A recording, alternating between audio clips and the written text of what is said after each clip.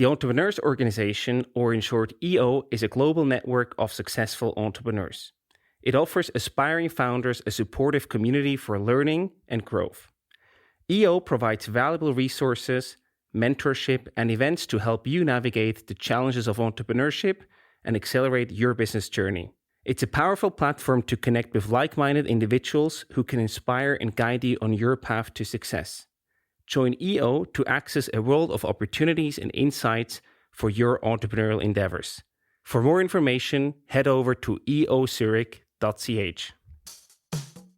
As an entrepreneur, you're creating something new. So the answer to all these questions is not on paper, and it's not. You're not going to figure it out with discussing it with someone, because the answer to those questions, if it's actually a valid business, is out there, and you have to create it. And so, when you start this journey, the only thing you have is your conviction.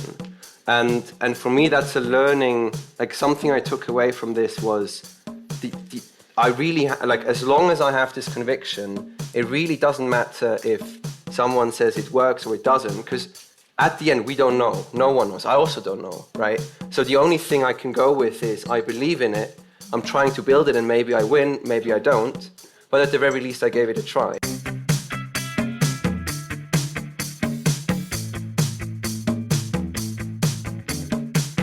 Welcome to the Swisspreneur Show, a podcast about startup stories and learnings from experienced entrepreneurs.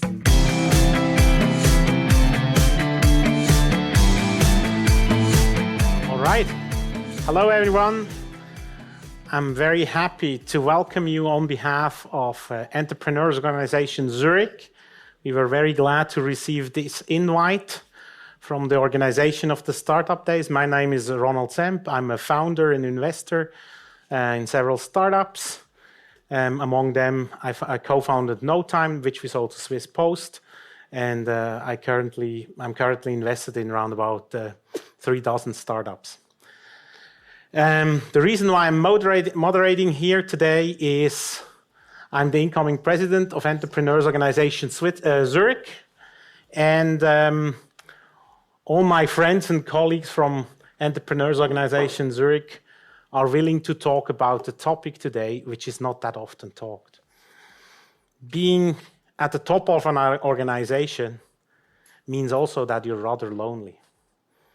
And once you start something, also a lot of people don't have, oh wow, you're a starter, you're a founder. You also get a lot of negative reactions. And that's what we want to talk about today. Entrepreneurs Organization in general is the biggest organization in the world from entrepreneurs, for entrepreneurs. We're around about 17,000 people around the world. And the Entrepreneurs Organization is present in more than 60 countries. 2 chapters, one in Switzerland, one in Zurich, and one in Geneva.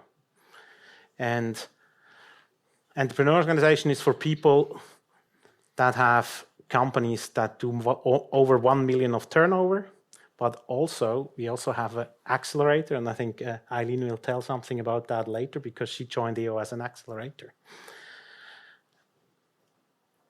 So let me first start by asking the standard Roger Schawinski question and start at the very back there. Jerry, who are you?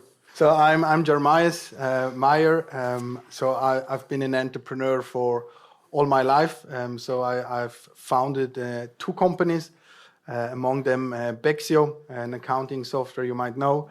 And currently I'm a partner at Session VC, a founder-led early stage venture fund. So my name is Aileen Zumstein. Hi, everyone. Nice to see you. Thank you for your interest. I am co-founder of Voice. It's a marketing and communications agency. We also develop own business models. I also co-founded other companies in consulting, investment, agriculture, and the financial industry. I have been a EO member for a couple of years, but started previously, as Ronnie mentioned, with the EO Accelerator program. It's an amazing program for founders who want to scale their business. And some of us are still on the board of EO Zurich. Hi, everyone. Great to meet you. I'm Flavio Pfaffhauser. I am a co-founder at Beekeeper. I'm a techie. I'm a sailor. And among some other things, I'm actually passionate about two things. One is at Beekeeper. We stumbled upon a challenge that 2 billion workers in the world are disconnected to their companies, to the processes in the companies, to the system in the companies. And that's one passion, to fix that, to connect the workers to their companies. And the second thing is sailing and being in nature, whether it's sailing on the lake or ocean, or just hiking and spending times in the mountain. And looking forward to the session with you. Hi everyone, I'm Carlo. I started my first company right after high school. I founded Cleverclip, which is a digital design company, which I built up bootstrapped to about 40 employees right now. And then my latest venture is called Pabio. Pabio is an interior design tech company in the interior design space. And we've been one of the first companies to get accepted, first Swiss companies to get accepted into Y Combinator. And been doing that for the past few years. Thanks a lot, guys. At EO, it's about your personal growth. What we do at EO is we meet at least once a month in a group called a forum. And it's all about personal growth. And what you do in a forum is you really get vulnerable. In order to grow, you need to show that you're yourself vulnerable. Where are your struggles? Your personal struggles, your struggles in the company, and your struggles with your family or with your friends. Because as an entrepreneur, there's no such thing as a work-life balance. Your life is basically your work because you're building your baby. And in order to grow, being vulnerable and showing that you're vulnerable, you will get back and the feeling that even though you think you're alone, you're not. Everyone else is struggling as well. And already this thought really helps. So that's what we want to do. We will talk about the darker moments we had. And I would like to start with the first area that we wanted to start is, how were the reactions once you guys started your company?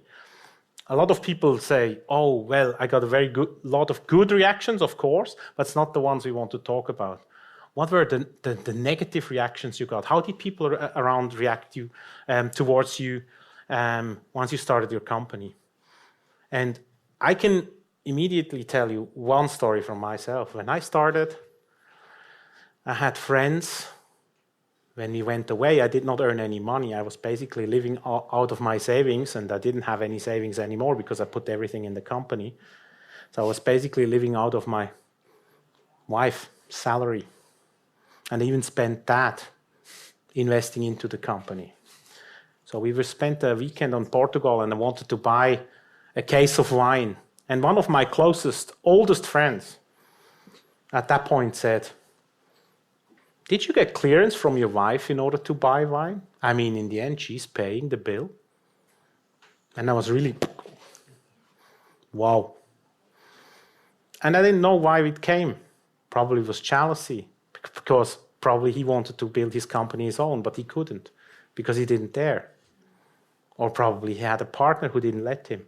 For whatever reason, I had such reactions. It was not the only one, but it was one I wanted to share with you.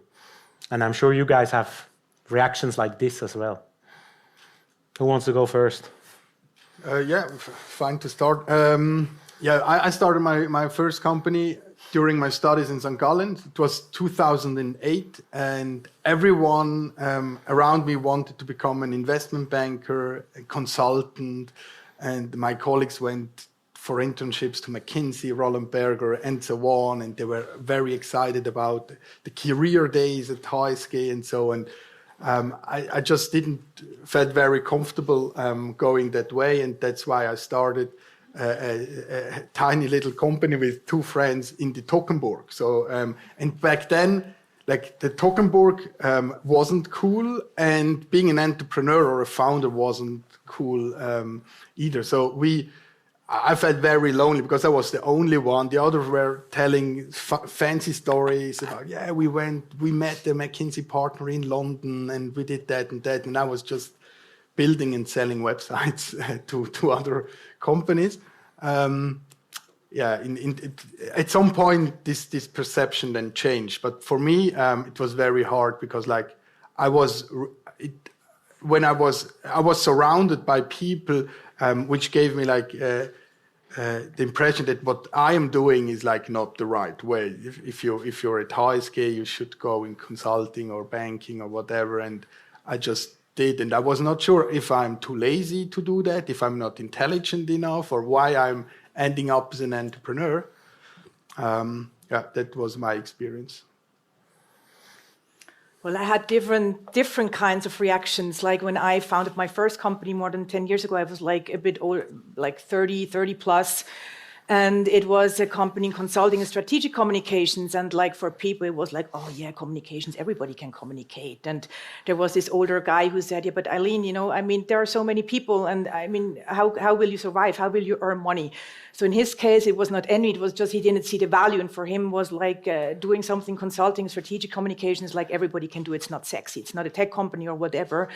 Then when I co-founded Monalp, that's a company that provides, builds and rents out mobile cheese diaries for farmers to actually proceed the milk. And I had a good friend of mine who is employee at C-level, and he said oh, yeah, but Aileen, how will you earn money? And of course, yeah, it's true. You need to earn money at the end, but it was always the question, but how do you earn money? It's a good question, but I was never asked what problem do you solve?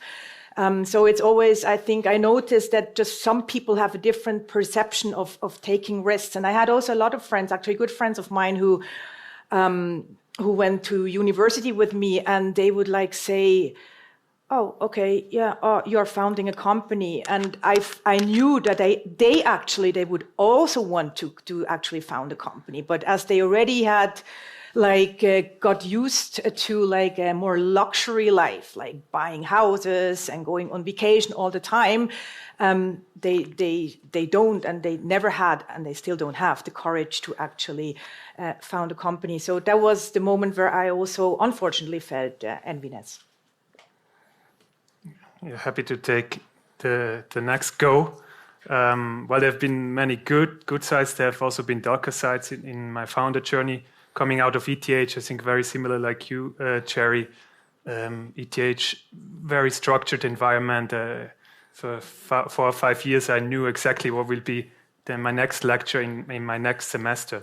And coming out of ETH and then starting a company, actually a dating business. That was the first business we started before we pivoted.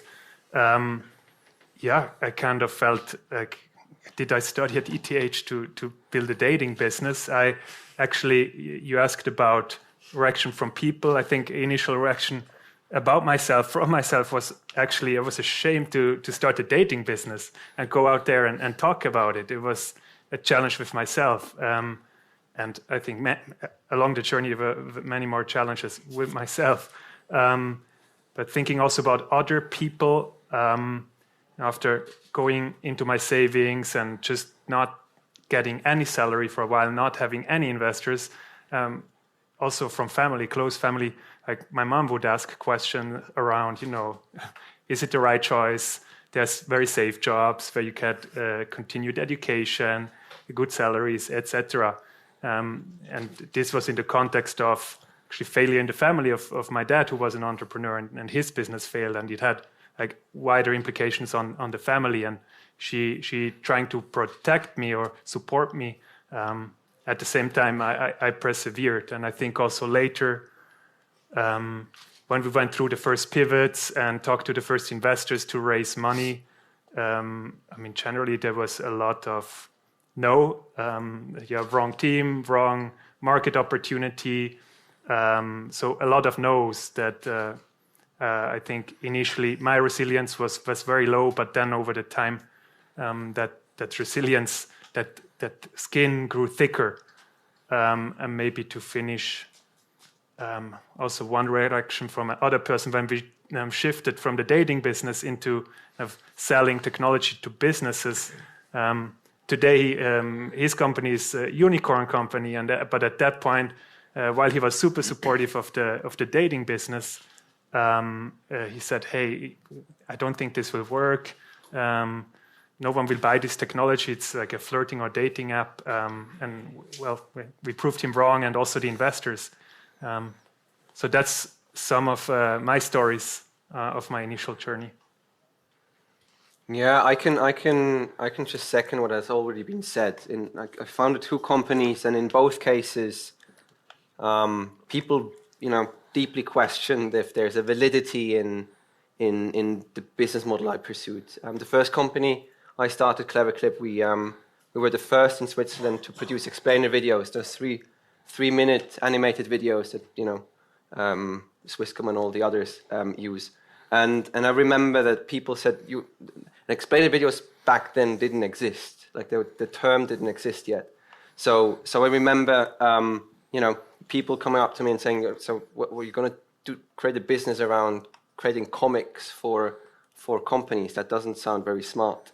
And with the second business, it was exactly the same. When we pitched the idea, when I talked with friends and families and investors, you always we always got pushback. Like, that doesn't make a lot of sense. You're not going to make money with that. And at this point, early on, because as an entrepreneur, you're creating something new. So the answer to all these questions is not on paper, and it's not.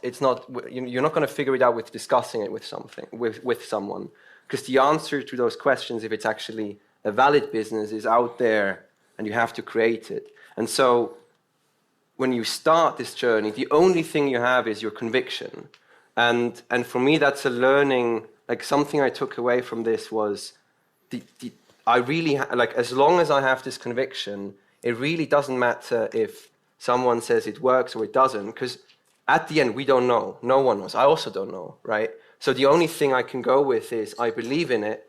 I'm trying to build it, and maybe I win, maybe I don't. But at the very least, I gave it a try. Because again, we're in the business of creating new things, and per definition, it's it's impossible to assess if this new thing that doesn't exist yet is worth existing, right? Because you don't have any ground layer to kind of refer to it. So, Thanks, guys. Second topic I would like to talk about is being lonely. And I will go first again with the story. Even nowadays, I was very fortunate. I was able to sell more than one company. I had really nice exits.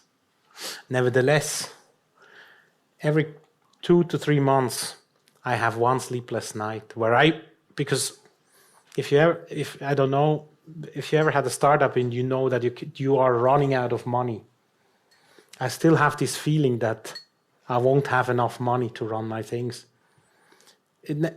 Even though it's totally irrational these days, nevertheless, it happens to me every second, every third month, once a night, that I'm not able to sleep.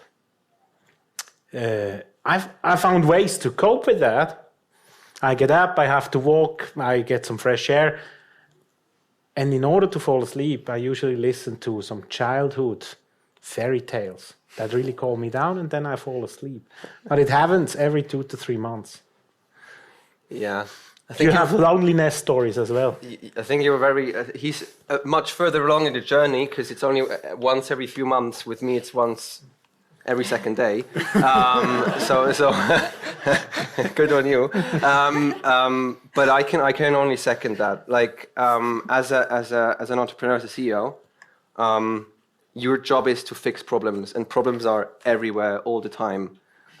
It's just a layer, a cascade of shitty things that you have to solve.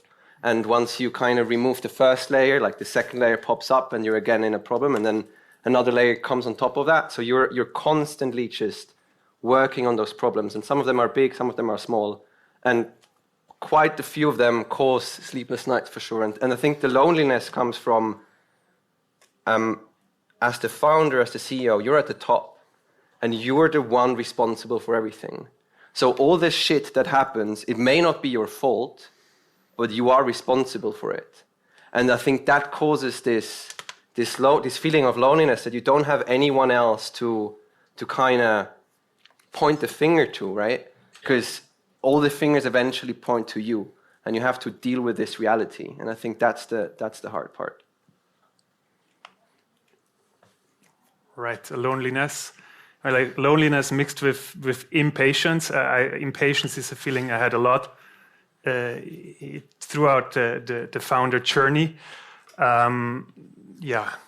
We actually took quite a while to get to our product market fit, and I was constantly impatient with myself, impatient with the business. Saw like our friends are doing well, or other startups are progressing faster, and just felt very lonely, very stuck there.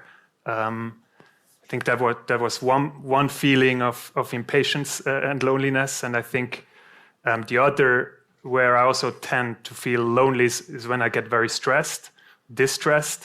I just tend to sort of communicate less with my co-founders, with my peers. There's actually a big support net around, but just being stressed about work, about my role at work when we grew quite fast, where we doubled almost every year, and expectations towards myself, where I just sort of try to solve it in that distress mode myself without reaching out to that support net that was actually there. So, yeah. I think loneliness is like the most toughest topic within being an entrepreneur. In my case, it's also the reason why I joined EO, actually, because I actually never had some of my friends are entrepreneurs, some are employees, and I shared a lot of thoughts with my father, who has been an entrepreneur himself. I share a couple of thoughts with my husband, who is an entrepreneur himself, but I also notice I can't always talk about all the problems that are everywhere and 24 hours to share them with my close family. So I have to admit, I feel often very lonely. And I mean, don't get me wrong, I have good friends, I have EO, I'm married, I'm happy, I have good friends, but still, there are a couple of topics that I would like to share with you. So the first time I felt really lonely was when I split it from my business partner. The initiative came from her, and I just was shocked. I was very sad. I was very disappointed. I felt overwhelmed. I just didn't understand, okay, why do we go separate ways? Actually, it was now, looking back, the best thing, because we didn't share same values. We didn't have the same vision for where we want to go to. But that time, it was like I was not at EO yet, and I was honestly, I was completely out of order.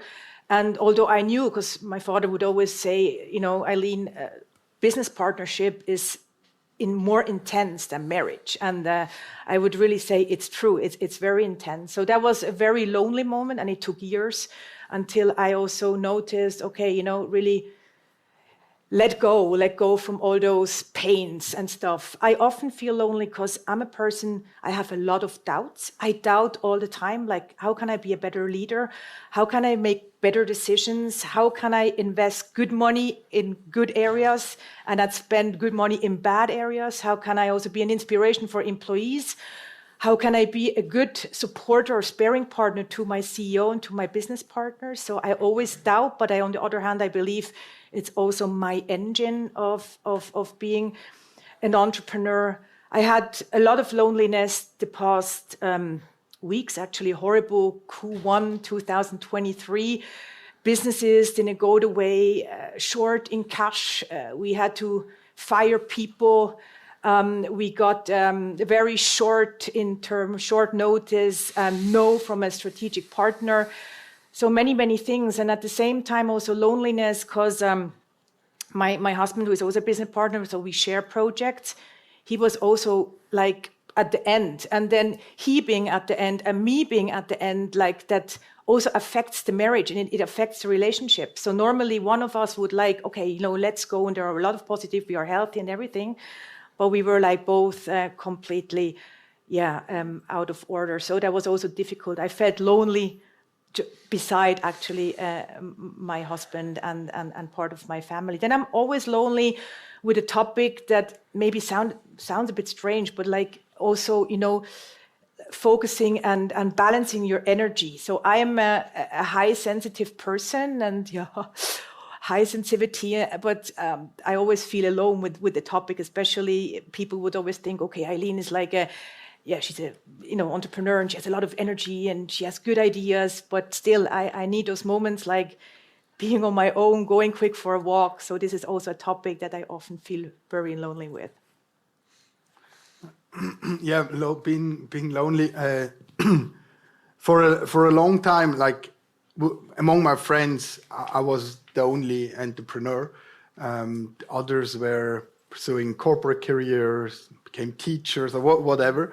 And I felt very lonely, especially in these moments when, like, from outside, my company appeared to be very successful, and everyone was like, "Yeah, it's amazing what you're doing." And I always, and then because we're really close friends, and I also shared like bad stuff happening, and we had to restructure that, and this project fucked up. But in the end, I was not really understood. So so a learning I had. It's like it's a real difference to share your darker experiences among entrepreneurs, and then sharing it with non-entrepreneurs. It's just not, if you're not an entrepreneur, it's so hard to understand why it's really a ride on a roller coaster, and not just like, even if you build a successful business, it's still not always very, very funny. So, but now I have also entrepreneurs among our friends, and that helps a lot. I would like to share a last story concerning loneliness with you guys. Even, when we successfully sold a business and everyone thought, yeah, now you must be very excited and very happy. I took 3 months off. The problem is, at some point you realize you lost your purpose. You built your purpose, your company was your purpose. To build that and to kind of, you think every day, wow, it would be nice to build a company, to grow the company, to exit at some point. How amazing would that be? Well, then you do it, and then your purpose is gone. And what do? You tumble into a deep hole, I tell you. And everyone around you thinks, wow, this dude must really be happy. And yet you're not happy at all. And these are the real lonely moments where you need exactly guys like that. And I think, Jerry, you had a very similar situation after your exit, right? Yes. Where you're really happy that you have people around you who have seen something similar. The last topic I would like to touch on, guys, with you is change of behavior. Change of behavior of people around you. May it be in failure, or also might it be in success? What did you guys experience there? Who would like to start?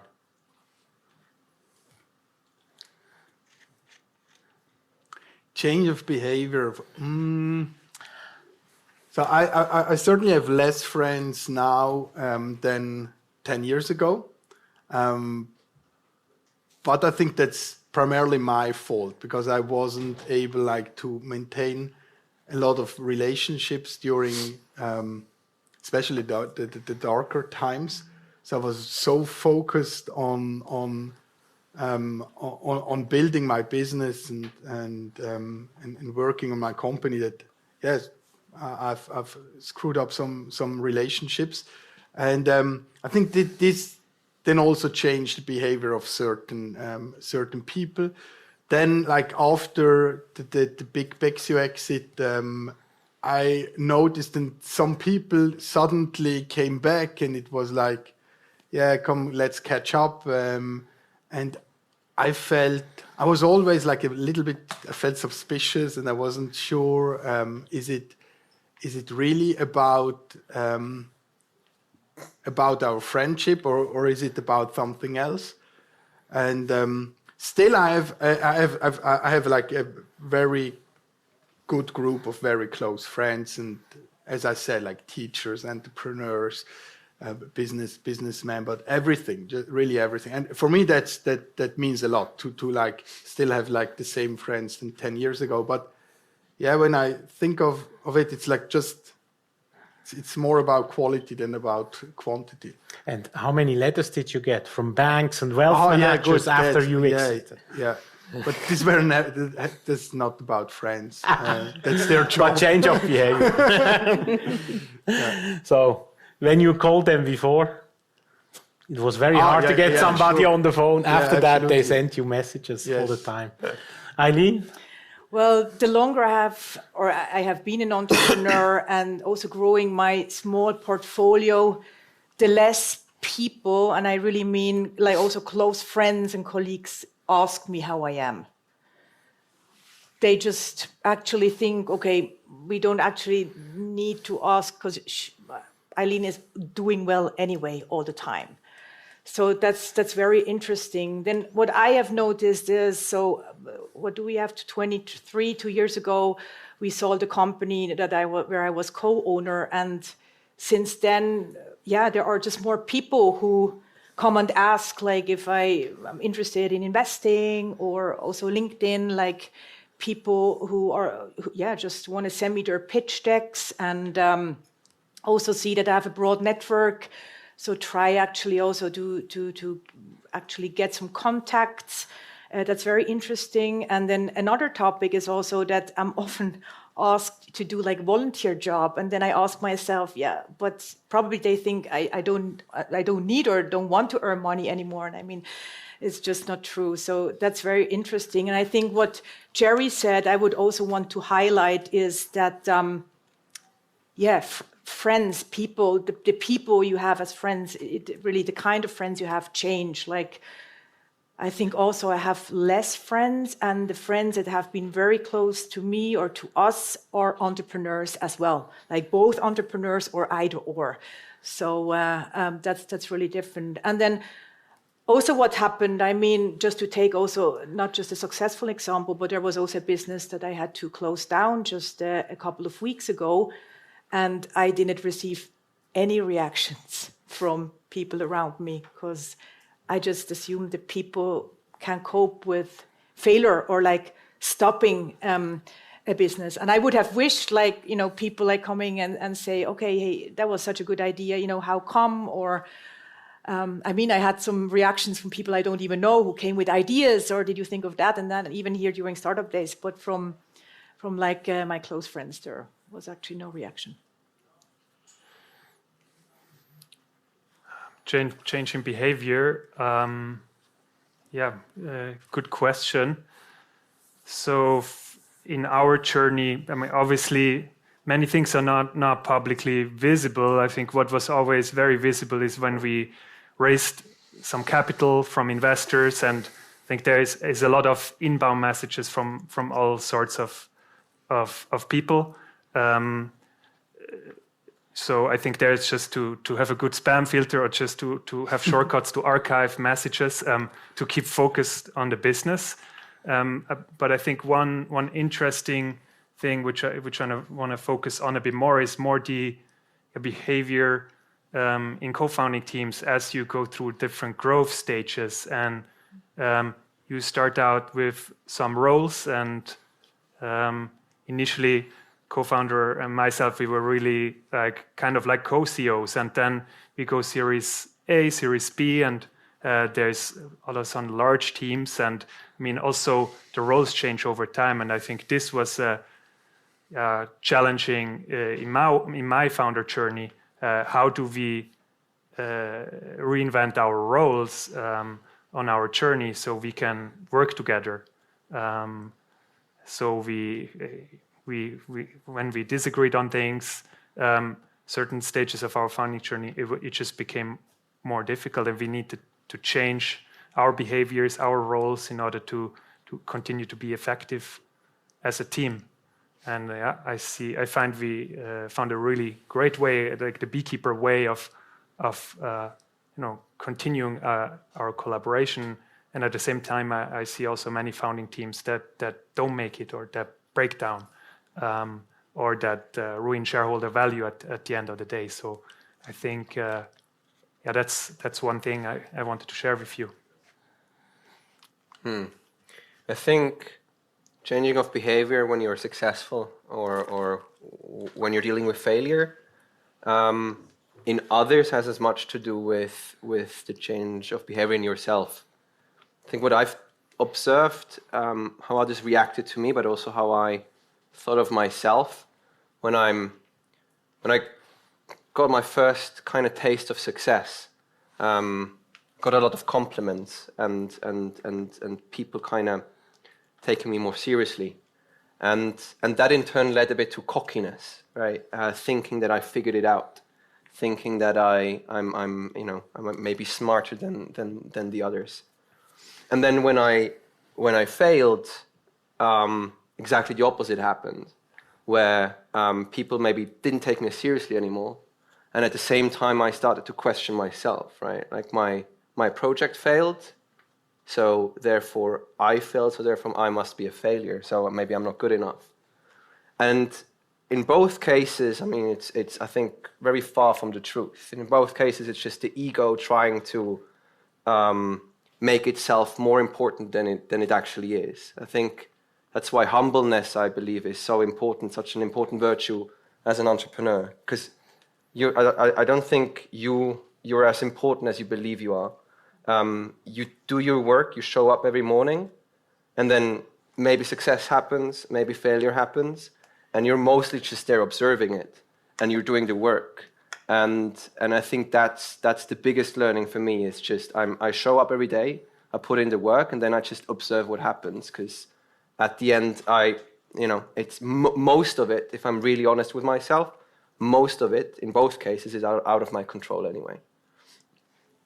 Thanks very much for sharing, guys. I would like to open the questions toward you guys, because we also said we want to have a talk with you. So we have the most amazing volunteer and the most expensive mic carrier I ever had. Dominic will come around with the microphone if you have questions, in order that you're on the record as well. Bring those guys.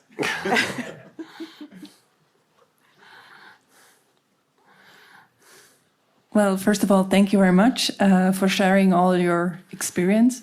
I'm Regina. I'm short before starting my new business, and I'm still trying to figure out which way to go. So my question to you guys would be, which of you are with an investor in the back, and who has founded the startup with all private money, family, and so on? We have a good mix, actually, no? I think. Jerry? Yeah, I've done both. My first company was completely bootstrapped, and my second company, Pexio, was heavily funded by VC money. So yeah, I would do the same again. So I loved the ride of the VC-backed startup, and I also loved the bootstrapping business. I think that the most important difference is that if you onboard VCs and you need other people's money to build your business, you will lose a certain amount of control, and you need to be okay with that, and you need to go full speed and all the time. So it's all about growth. And when we built our bootstrap business, there was a year when we said, now this year it's not about growth. We need to fix some stuff in the organization, and that's not going to happen if you have VCs on board, and you really need to go big or go home. And so there's nothing in between. So that's my experience. So, but I love both. Next question. Aileen, you want to share something? No. I just thought maybe some more, comments on. No, I think yes. Okay, cool. Yeah, first of all, thanks so much about sharing openly. I think it needs to happen much more often, because in TechCrunch and Startup Tech, everybody's doing amazing. Everybody's raising fund. Everybody's having exits and becoming a millionaire, which is not so true if you have WhatsApp conversations with the same people. And what I like to your opinion on, I think typically it's accepted that the best sales rep is not the best VP sales, and the best software engineer is not the best VP engineering CTO. But every founder just is a CXO, be it a CIO or CEO in 4 cases out of 5 here. who did you need to become from starting the business to in the end like be the CEO of like 10 to 200 people in your case? Speaking about the personal development. Oh yeah. I Go. Sure. I think the job profile just changes a lot, right? Like at the beginning, you're just, by yourself, or in our case, two, and you're the product guy, and you don't need much leadership skills, and then eventually, you hire people, and then you have to hire people who hire people, and then it becomes a whole thing. So I think either you grow into it, which I think I've somewhat done successfully at my previous company, or you just find people who help you out. You only have those two choices, and I think there's no shame in saying I'm not. I have many friends who say I'm a really good early stage CEO, a really good early stage entrepreneur who builds from 0 to 1. But then after that, I'm just not made for scaling it up, and I think there's no shaming that. That's absolutely fine. It also depends on where you want. Where do you see yourself? Do you want to be the CEO of the company? I think it's also a personal choice whether you still want it. Like for myself, I enjoy a lot building new things. While we grew, and my team was 70 people at one point. I think it was just the team grows exponentially, the complexity grows exponentially, and to manage people is a lot of people challenges, and it's kind of the whole thing is about people challenges, right? And that didn't make me happy, it made me more stressed. So I think it's also just getting to know yourself better over your founder journey, and see, is the founder journey, the CEO role, the right role for you, or how can you add value to probably your biggest investment in your overall portfolio, right? Because you're also a probably big investor in your startup because of your time, and you started a company. So how can you make it most valuable? And it can change as well. Like maybe at the beginning, you really enjoy like having and leading your team. I always thought like, wow, it's so cool to have a big team. And after years, I realized I don't want to manage people anymore. I think it's just people's topic. I delegate it to others. So I step back from like leading teams directly. But it's also like a bit of journey. Okay, let's get one last question. Yeah, thank you very much for the presentation. Very amazing to see these insights. I wonder how you feel about your decision to actually sacrifice a lot of ordinary stuff like social life, time with friends, for this path of freedom and wealth, maybe. Do you ever regret taking this decision, or what's your take on this? That's a very nice one. I would love to take that. When a couple of years when I turned 40, did a birthday party, and I was preparing a speech for 3 months. And I said the best 3 things I did in my life, or happened to me in my life. First was marrying my wife. Second was becoming an entrepreneur. And third was joining EO. Because honestly, I wouldn't give it for the world. I wouldn't give it for the world, because if you really hang on in there for like 5, 7, 10 years, at the end, you're able to really get the freedom that no one else can. I always tell my founders, and they go through hard times, I said, if you're not willing to do what no one wants to do for 5 or 7 or 10 years, you will never be able for 5 or 7 or 10 years to do what no one else can do. That would be my personal answer to that. Yep. So I would love to end on a positive note, because we were talking about dark things. So I would like to do a quick round and start with you, Jerry. What's the most amazing thing, or what's the thing you love most about being an entrepreneur? What I definitely love the most is like to work with amazing people. I think that's the number one thing for me. Aileen?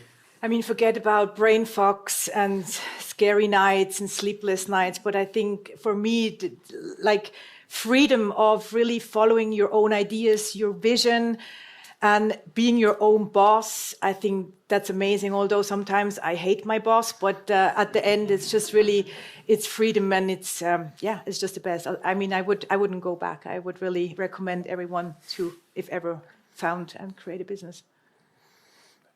It's a very creative thing to be a founder or entrepreneur. So many challenges and problems every day. That's what keeps me hungry and in the game. It's just so abwechslungsreich. I forgot the word, but diverse. Yeah, it's just no day is like another day, and that's just what keeps me going. I think. I mean, I think you're actually. It sounds very cheesy, but I think you're actually changing the world, right? You make a little dent, because everything that, like the chairs you're sitting on, there's a company behind that, right? The bottles you drink off there's a company behind that. The phones you use, there's a company behind that. Everything that anyone ever uses has somewhere an entrepreneur that eventually at one point started a company, and so anything in the future that will exist will be at one point founded by someone, maybe someone of you, right? So, and there's no other way. So that's what keeps me going, right? Like you're actually at the precipice of changing how things are, because anything that comes after will like you can follow that back to one entrepreneur doing one crazy thing at some point. So I think that's that. With this amazing statement, thanks guys, we got a spot-on landing. Thank you all. Thanks for being here, and see you at EO.